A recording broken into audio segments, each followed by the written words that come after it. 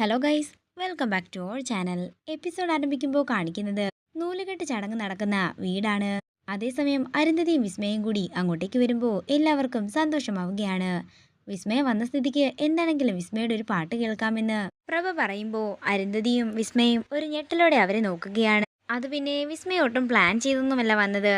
പിന്നെ പാട്ടിൻ്റെയൊക്കെ ആവശ്യം എന്താണെന്ന് അരുന്ധതി ചോദിക്കുമ്പോൾ അതൊന്നും കുഴപ്പമില്ലെന്നും ഞങ്ങൾക്ക് വിസ്മയുടെ ഏതെങ്കിലും ഒരു പാട്ട് കേട്ടാൽ മതിയെന്നും അവിടെയുള്ളവരെല്ലാം പറയുകയാണ്.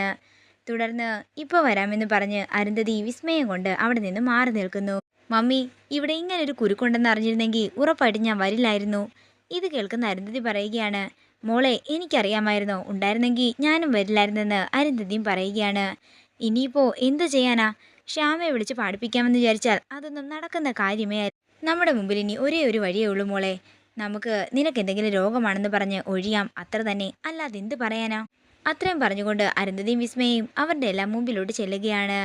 എങ്കിൽ നമുക്ക് വിസ്മയുടെ പാട്ടായാലോ എന്ന് അവിടെയുള്ളവർ പറയുമ്പോൾ വിസ്മയ പറയുകയാണ്, നിങ്ങളോട് ക്ഷമിക്കണം, എനിക്ക് നല്ല തൊണ്ടവേദനയും ജലദോഷവുമുണ്ട്, പാട്ട് പാടാൻ സാധിക്കില്ല.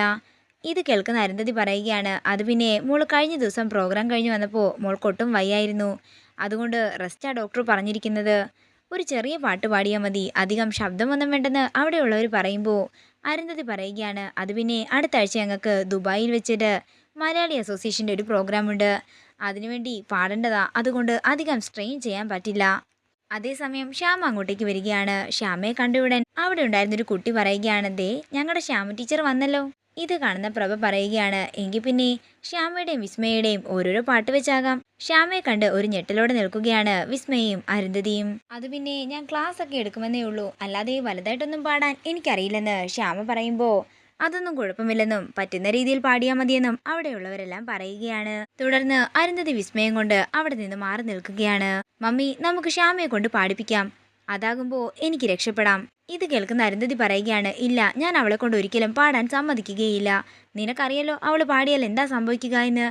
എൻ്റെ മമ്മി, തൽക്കാലം രക്ഷപ്പെടാൻ അത് മാത്രമേ വഴിയുള്ളൂ.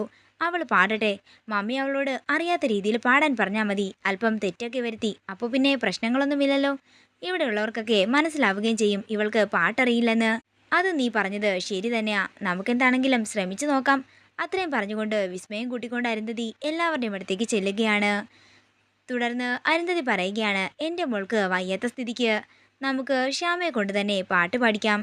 ഇവൾക്ക് അധികം സംഗീതമൊന്നും അറിയാത്തത് കൊണ്ട് ചില തെറ്റുകളൊക്കെ കാണും, അതൊന്നും കുഴപ്പമില്ല. ശ്യാമേ, നിനക്കറിയാവുന്ന രീതിയിൽ നീ പാടിക്കോ. ഇത് കേൾക്കുന്ന ശ്യാമ അത്ഭുതത്തോടെ ചോദിക്കുകയാണ്, ഞാൻ പാടാനാണോ പറഞ്ഞത്? അതെ, പാടാൻ തന്നെയാ പറഞ്ഞത്. അത്രയും പറഞ്ഞ അരുന്ധതി ശ്യാമയുടെ അടുത്തേക്ക് നീങ്ങി നിന്നിട്ട് പറയുകയാണ്, അതെ, തെറ്റുകൾ വരുത്തി അറിയാത്തവരെ പോലെ പാടിയാൽ മതി, സൗണ്ടൊക്കെ മാറ്റിയിട്ട്, അല്ലാതെ നല്ല രീതി പാടേണ്ട ആവശ്യമൊന്നുമില്ല. പുതിയതായിട്ട് പാടുന്നവര് പാടുന്നത് പോലെ പാടണം. കൂടുതൽ നന്നായി പാടിയാലേ നിന്റെ നാക്കങ്ങ് ഞാൻ പിഴുതെടുക്കും.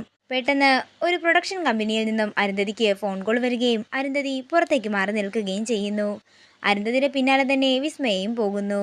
അങ്ങനെ അവരവിടെ മാറി സംസാരിച്ചു കൊണ്ട് നിൽക്കുമ്പോഴാണ് ഒരാള് വർമ്മ വരുന്നുണ്ടെന്നുള്ള കാര്യം പറയുന്നത്. അയ്യോ, ആനന്ദവർമ്മ വരുന്നുണ്ടെങ്കിൽ ആകെ പ്രശ്നമാ. ശ്യാമ പാടുന്നത് അയാൾ ഒരിക്കലും കാണാൻ പാടില്ലെന്ന് അരുന്ധതി പറയുന്നു. അങ്ങനെ ശ്യാമയെ തടയാനായി അവരകത്തേക്ക് ചെല്ലുമ്പോഴേക്കും ശ്യാമ പാട്ട് പാടാൻ തുടങ്ങിയിട്ടുണ്ടായിരുന്നു. ശ്യാമയുടെ പാട്ട് കേട്ട് എല്ലാവരും സന്തോഷത്തോടെ നിൽക്കുമ്പോഴാണ് അങ്ങോട്ടേക്ക് ആനന്ദവർമ്മ വരുന്നത്. ശ്യാമയുടെ സംഗീതം കണ്ട് അത്ഭുതത്തോടെ നോക്കി നിൽക്കുകയാണ് വർമ്മ. തുടർന്ന് പാട്ട് പാടിത്തീരുന്ന ശ്യാമ വർമ്മയെ കണ്ട് ഞെട്ടി നിൽക്കുമ്പോൾ ശ്യാമയുടെ അടുത്തേക്ക് ഓടിച്ചെന്ന് ശ്യാമയെ ചേർത്ത് പിടിച്ച് വർമ്മ പറയുകയാണ്, ഇത് എൻ്റെ മകൻ്റെ ഭാര്യയാ, എൻ്റെ മോളാ. ഇത് കേൾക്കുന്ന ശ്യാമയ്ക്കും സന്തോഷമാവുകയാണ്. എന്നാൽ ഇതെല്ലാം കണ്ട് ഞെട്ടലോടെ നിൽക്കുകയാണ് അരുന്ധതിയും വിസ്മയും.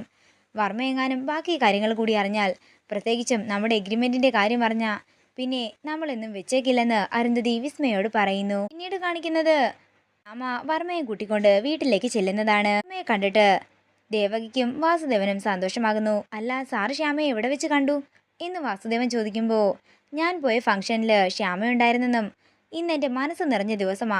ശ്യാമയുടെ പാട്ട് കേട്ടപ്പോൾ അതിപ്പോഴും എൻ്റെ മനസ്സിൽ നിന്ന് അങ്ങോട്ട് പോകുന്നില്ലെന്നൊക്കെ വർമ്മ പറയുമ്പോൾ ദേവകി ചോദിക്കുകയാണ്, അതിന് ശ്യാമ അവിടെ പാട്ട് പാടിയോ? പാടി, അത്രയ്ക്ക് നന്നായാ പാടിയത്, എന്തൊരു സ്വരമാധുര്യമാ. ശ്യാമ എൻ്റെ മകൻ്റെ ഭാര്യയാണെന്ന് പറയുന്നതിലെ ശരിക്കും എനിക്ക് അഭിമാനം തോന്നുന്നു. ഇത് കേൾക്കുന്ന ദേവകിയും വാസുദേവനും ഒരു ഞെട്ടലോടെ വർമ്മയെ നോക്കുകയാണ്.